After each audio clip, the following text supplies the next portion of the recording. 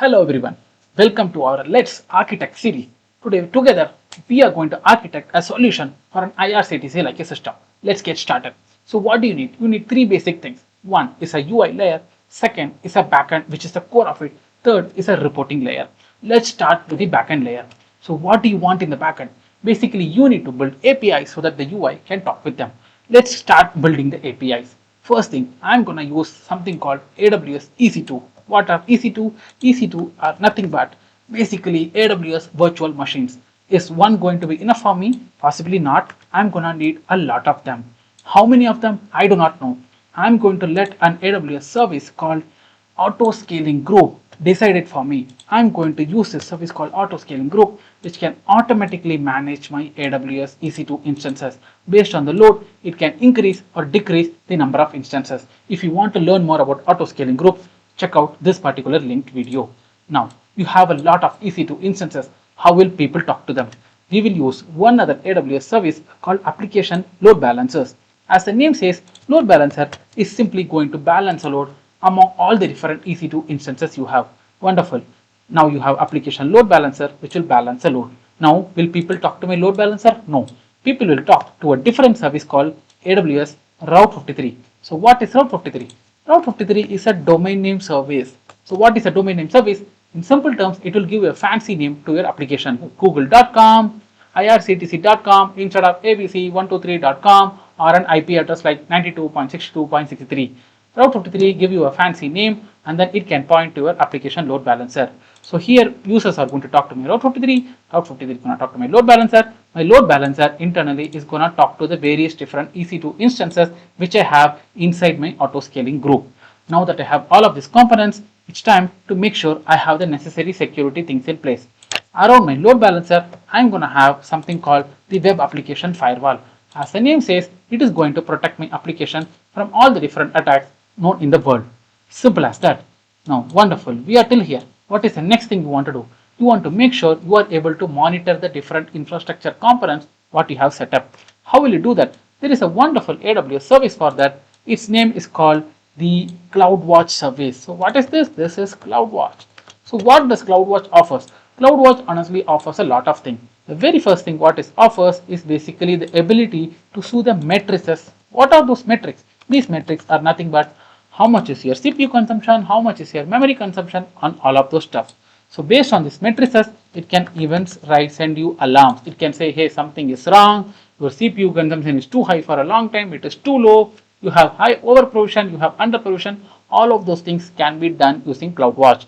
And this auto scaling group, what we spoke about, this auto scaling group can basically make use of the CloudWatch metrics and decide when to upscale and when to downscale. So these two services really work together nicely. What is the next thing you can make leverage of CloudWatch is nothing but the logs. So whatever logs your application is generating, all of them can be stored, viewed, queried right from the CloudWatch service. Wonderful. So what does CloudWatch basically help you do? It kind of helps you do monitoring of your infrastructure resources as well as look at your application logs. Wonderful. These two things are done. Now what is the next thing? The core of it. All of the different transactions which are happening, your application has to store it somewhere. Let us use RDS Aurora for this. Now you might be wondering, hey, why do you use RDS Aurora? Why not something else? Check out again this link video where we speak in detail about RDS Aurora, Redshift, and what is the best service for any given application. We even spoke about IRCTC specifically in this video. So I'm not going to go into the detail. For IRCTC, RDS Aurora is a perfect service to store all of the transactional data, all the bookings, cancellations, and everything. Is RDS Aurora enough of a storage? No. We might also use one other service called Redis. Redis is basically a really high quality, extremely high speed in-memory cache. Whatever information you want to store, retrieve, and change extremely fast, you will use Redis. Something like my train routes. How many trains are available, where does it stop, what time it starts, what time it reaches somewhere. All of this information you need not necessarily pull from database every time because a lot of people are querying for it. You can store them in Redis, fetch them really fast. It will improve the latency of your application. Are these two enough? Unfortunately not. I will use one other service of AWS for the storage, that is called AWS S3. What will I store in AWS S3? All the different tickets, invoices, documents, images, any information I want to store, which I cannot put it into RDS or Redis, I will put them into S3. Note, S3 is not super fast, so do not use S3 for anything you want to retrieve and change really fast. Now we have kind of taken care of the database layer or the storage layer, I can say. Now these two things are done. What other things does IRCTC do? So nowadays, whenever you book a ticket with IRCTC, it sends you a message saying, hey, your insurance has been booked with this service, blah, blah, blah. How is that happening? The first thing to note, whenever you do this insurance and other stuff, which is not critical, all of these operations are done asynchronously in a separate thread or a separately. So whenever you have asynchronous programming, there is one really good service which you can use is nothing but SQS, simple queuing service. So whenever you or me book tickets, IRCTC or my EC2 instances is going to dump that information into SQS, and there is going to be a different service which is going to read this information and process it. So what is the different service? I'm going to use something called Lambda. So what is a Lambda?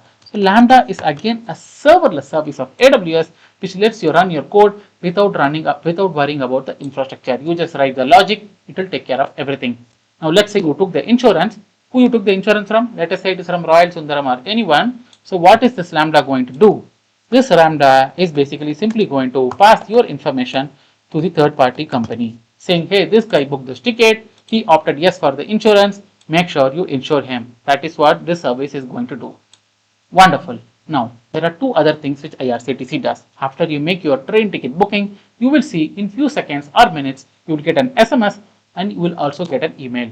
So how will you make sure you get an SMS? You can use a very simple thing. You can use an SQS, you can use a Lambda, which will again talk to a third party service to send you SMS. Again, there are AWS services to do it, something like SNS, simple notification service. You can use them as well, but it is a little costly. So most of the implementation, most of the production system use third party services for SMS deliveries. So what is one other thing you get? You get something an email, right? AWS has a specific service for email. It is called SES, simple email service. So your EC2 instances, like how it is dumping information to SQS, it is also going to dump information into this SES as well. And this SES is going to send you those emails where it says, hey, here is your ticket, this is what you booked, here is when your train starts, train ends, and all of that information. So what all have we taken care of so far? We have taken care of the core virtual machines, the auto scaling of it, we have taken care of the load balancing, we have taken care of the security aspect using the web application firewall, we have taken care of the DNS using Route 53, the infrastructure monitoring and logs have been taken care using CloudWatch. All the storage has been taken care using RDS, Redis and S3.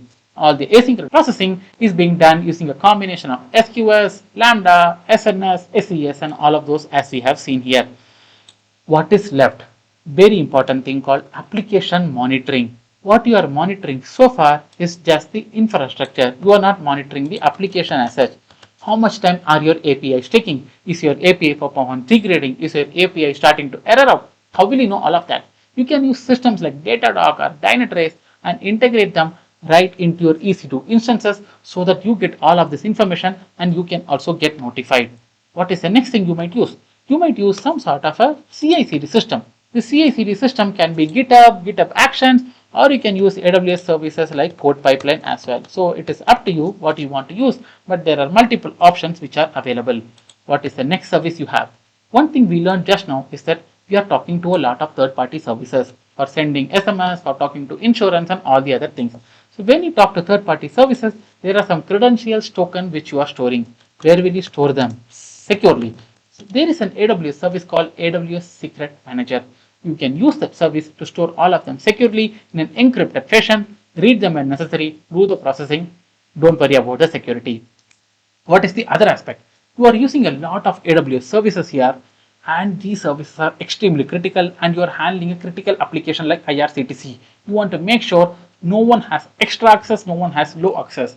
All these services just has enough access, nothing more, nothing less. How will you take care of all of this? There is a really wonderful AWS service, the backbone of it. Probably I should have started talking about it first. It is called AWS IAM, Identity and Access Management. It can help you control who the users are, what the users can do, who the developers are, what they can do, what each of the service can do, who can talk to what. All of them can be controlled using this AWS service called AWS IAM. Wonderful. I think with this, overall, we have kind of taken care of the core backend system. There is one thing which is missing though. Resiliency. disaster recovery. What if there is a disaster in a complete AWS cloud region? What happens? IRCTC goes down. We cannot accept it. So what you will do? Apart from Route 53, whatever else you see here, basically you can replicate all of them into a secondary region. Let us say you have deployed all of this to a primary region A, you replicate all of this to a secondary region called B, and then you tell your Route 53, hey, send request to both A and B. If A is down, if A is not responding, you send everything to B. If both are working, send 50-50 to both of them. Something like that you can do. Or you can send it to a region which is more closer to your users. There are a lot of possibilities with Route 53 which you can take care of. If you want to know about Route 53, again check out this video where we are speaking about it. Wonderful. Our backend is ready. It has load balancing, it has security in place, it has infrastructure monitoring, it has application monitoring, it also has asynchronous programming or asynchronous processing taken care of. Now it's time for us to look into the UI layer. Now, when you are deploying UI, let's say you are using a framework like React. There are multiple ways you can do it. You can again deploy to EC2, do the same auto scaling, same CloudWatch and all of that. But it's boring, right? Let's do something different. You can deploy your UI into AWS S3. Are you surprised that am I saying that you can use S3 to deploy applications? Yes. Again, sorry, I'm going to point you to one video of mine. Again, in this video, I'm basically talking about how you can host a simple website into S3. This video, I talk about a simple static website, but you can do a lot more using S3. And along with S3, you can also use another service called CloudFront. So what is CloudFront? CloudFront is nothing but a content delivery network service. In short, content delivery networks help you serve your content to the users across the globe in really fast, very low latency. So basically you can deploy your UI either a combination of S3, CloudFront and some related services, or you can also replicate the services what you have used for the backend. It all depends on your needs. Now the UI is taken care of, the backend is taken care of. What is left is the reporting layer. Now for reporting, there are various different options. You can use either third-party options like Power BI, Grafana or stuff like that. But AWS do have their own service also that is called QuickSight, right? Let us say you are using QuickSight. Now, will QuickSight directly connect to RDS? I will not recommend. Your RDS is your transaction system. It is already handling thousands of services, thousands of requests every minute. I do not want to overload it for my analytical purpose or my dashboarding purpose. Rather, I will use a service which is better for analysis, which is better for reporting, that is nothing but Redshift, right? I'm going to use AWS Redshift basically to store all of my data and perform analysis, perform aggregation and everything. So I'm going to connect Redshift to my QuickSight, and in my QuickSight, I'm going to view all of that information. How will data come from my RDS to Redshift? There are multiple ways you can do it. You can either directly connect them, performance is poor, but again, I would love to use one other service of AWS, which is nothing but AWS Glue. AWS Glue is again a serverless service which lets you perform serverless operations without worrying about the infrastructure. It helps you run, Spark if you want, or you can write pure Python or pure Scala applications as well. So depending on the quantum of data, for a system like IRCTC, I might leverage Spark, which can process all of the data from RDS in parallel, do all of the different business processing, do the aggregation and stuff, and then dump it into AWS Redshift. And from Redshift, your QuickSight or Power BI can show it to the users, wonderful charts and everything. Are we done? Probably not. This glue job may not be one simple glue job. You could have possibly a combination of 4 to 5 glue jobs, or maybe glue job, some Lambda and some other services, depending on exactly what you are doing, right? So now, how are you going to schedule this glue job? There are multiple ways again you can do it. Glue has its own scheduler and stuff, or otherwise you can use specialized sophisticated services for that. There are again various different options what you have. The first one is called step functions. You can use that. Our second is called Airflow. AWS has its own managed version of Airflow called MWAA. That is nothing but Airflow, which is managed by AWS for you. I think that's it. We are done with the basic architecture for a system like IRCTC. I understand maybe I might have missed something, but I think I have a decent enough architecture here which should start working. Let me know what you think about it. Let me know what you might have done different in this architecture if you built it. Please do share it with your friends and colleagues, and if you have not already done, consider subscribing to our channel. Thank you so much. Catch you in the next video. Bye bye.